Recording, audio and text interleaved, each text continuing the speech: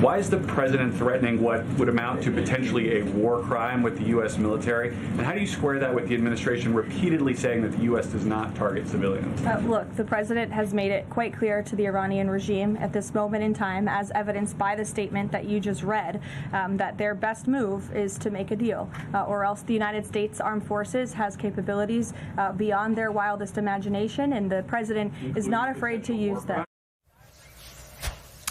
White House Press Secretary Caroline Leavitt dodging a question yesterday about President Trump suggesting the United States could attack civilian infrastructure if Iran does not reopen the Strait of Hormuz. But that's a war crime, by the way. Yes, yeah. The Wall Street Journal has new reporting that the president is telling aides he is willing to walk away, even if the waterway remains closed. Meanwhile, the war with Iran dragging down the stock market as Wall Street is now on pace for the worst quarter for stocks in 4 years. Plus, we're learning more about the Air Canada flight attendant who miraculously survived the crash at LaGuardia Airport. We'll have an update on her recovery. Good morning and welcome to Morning Joe. It is Tuesday, March 31st. And with us, we have the co-host of our 9 a.m. hour, staff writer at The Atlantic, Jonathan Lemire. CEO and co-founder of Axios, Jim VandeHei, is with us. Columnist and associate editor of The Washington Post, David Ignatius, is here. And opinion writer for The New York Times, David French. So we'll start with gas prices in the United States, crossing an average of $4 a gallon this morning as the war with Iran stretches into its second month. It is the first time prices have surged to this point since August of 2022, when Russia's war against Ukraine shook energy markets. This just as the latest sign of the impact of the conflict in the Middle East on costs here in the United States. And new reporting from the Wall Street Journal suggests it may continue to get worse. According to administration officials, President Trump has told aides he's willing to end the war in Iran even if the Strait of Hormuz remains largely closed. Officials tell the paper that in recent days, President Trump and his aides assessed that forcing the crucial waterway open would mean extending the military mission beyond the 4 to 6 week timeline. Given that, officials say the president decided that the United States should instead prioritize degrading Iran's navy and missile stocks while pressuring Tehran diplomatically to resume the free flow of trade.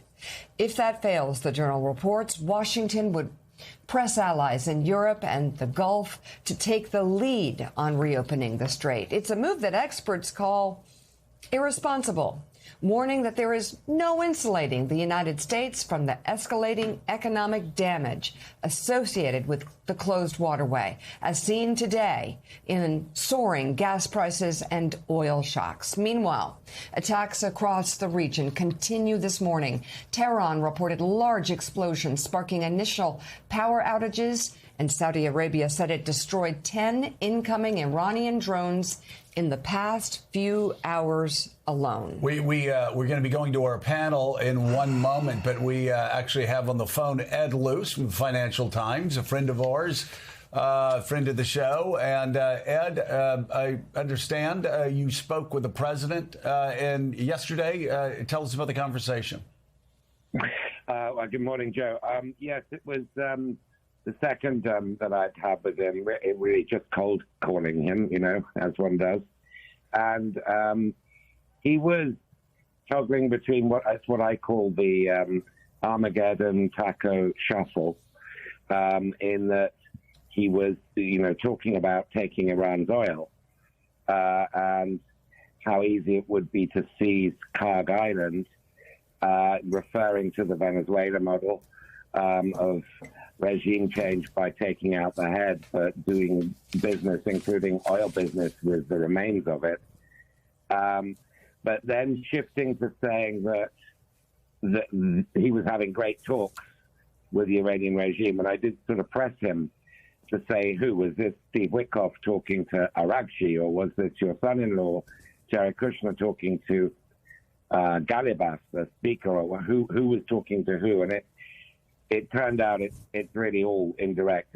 It's Pakistan as a messenger, really, or an emissary was the word he used it, word he used. So sort of switching from saying it's going great to maybe we'll take their oil.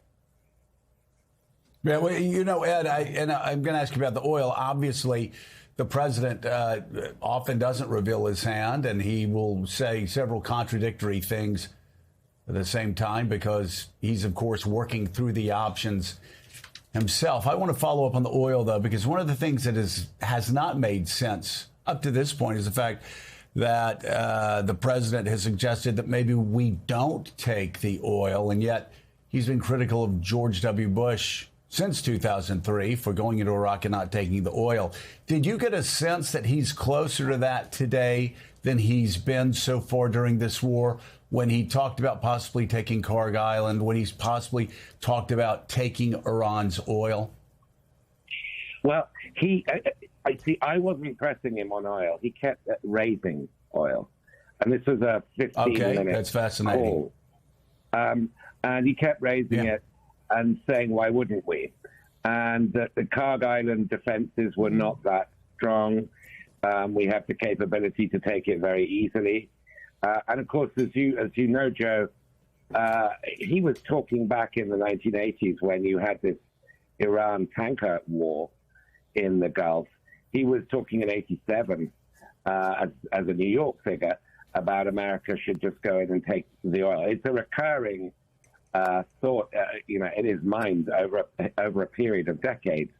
But he didn't, it was slightly in tension with what he was saying about, well, now they're letting 20 tankers through. I believe these are Pakistan flagged tankers. But the Iranians have given me an even bigger gift, an even bigger present, 20 tankers.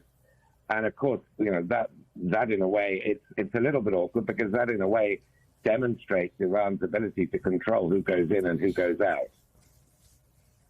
Right. Ed, let me ask you about this. And usually it would be, I might not ask this of other politicians because other politicians, other presidents are able to guard their feelings more closely. With the president, often what you see and what you hear is what you get about where his mood is at that moment. Did the president sound confident in the execution of this war? Did he sound confident in the direction it was going? Or did he at any time seem irritated or angry about things related to the war?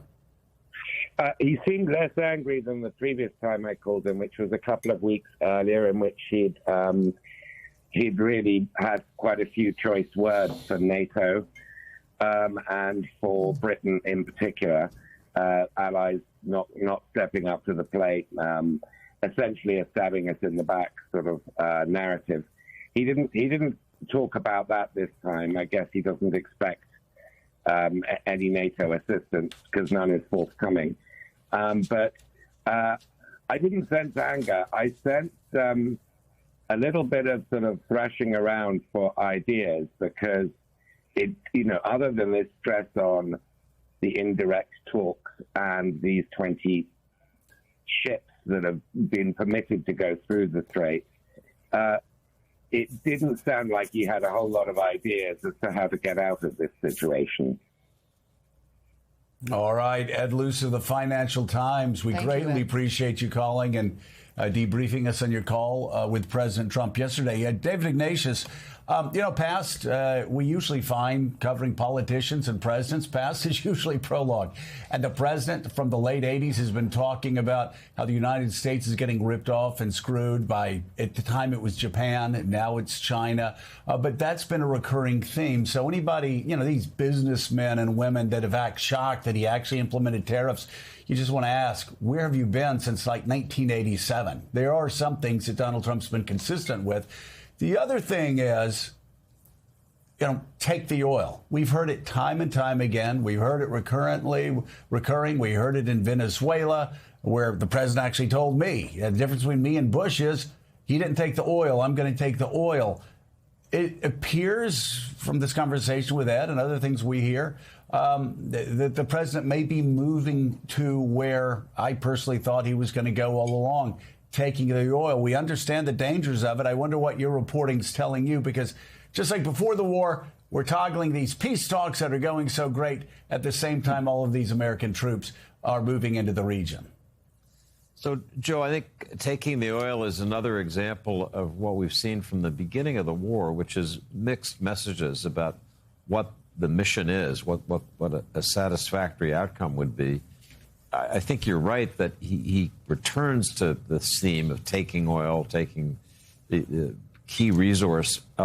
There's a way in which, to President Trump, this still seems to be like Venezuela, his last measure of a resounding success. So, he took the oil in Venezuela, and he'll do it with Iran.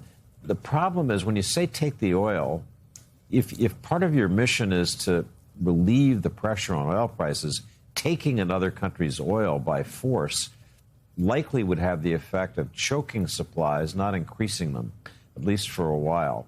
And that's another example of what I find the consistent theme this week of different messages, different accounts. What Secretary of State Rubio says about the way that this war might end is different from what President Trump says. What President Trump says one day about the Strait of Hormuz and the need to reopen it and the consequences of not doing it, and what he seems to be telling his aides the next day, if you read the Wall Street Journal this morning, about the non-essential nature of reopening the Strait. There's just a continuing confusion about how you end a war that they marched into with a lot of confidence that would, just like Russia invading Ukraine in February 2022, they thought it'd be over in a week. They thought the Iranians would cave, and that hasn't happened. And now they're stuck with this question of what is the way that you terminate the conflict.